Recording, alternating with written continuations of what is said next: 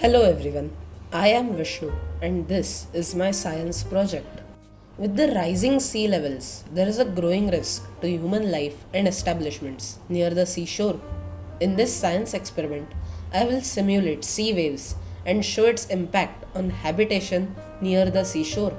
Further, I will demonstrate certain engineering solutions to diminish the impact of the sea waves.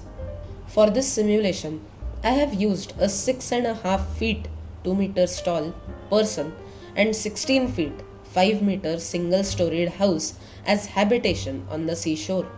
The house is 100 feet 30 meters away from the sea wave.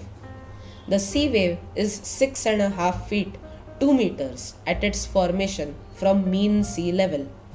Let us see the impact without any sea wave barriers along the coastline. In the first simulation, we can see that the wave reaches 1.5 meters height after hitting the house. Now, let us build a wall and see what effect it has on the sea wave. As you can see, the sea wave level actually goes as high as 3 meters and breaches the wall. Please note that when water flows over water, it has negligible resistance due to lack of friction on the water surface.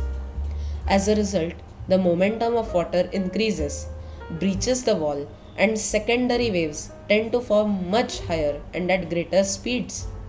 The wave reaches 1.7 meters height after breaching the wall, which is higher than without the wall. Similar effect is observed during tsunami. Now, let us modify the wall a bit.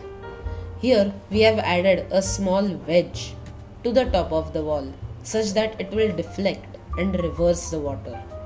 This will add resistance to the incoming water similar to Tesla's water valve. I will share the link. As you can see in the simulation, no water breaches the barrier and it is an extremely efficient design.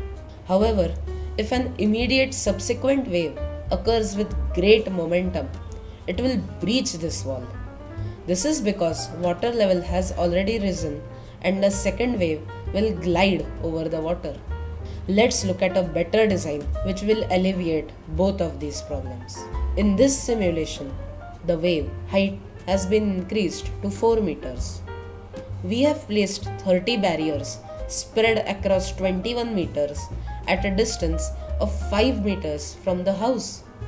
As you can see, despite the wave being 2 meters higher than the previous model, hardly any water reaches the house. This design is seen on shorelines near cities like Mumbai. So, to summarize, making the tetrapods, the last barrier, is the best way to stop sea waves and make sure that flooding does not happen. Thank you.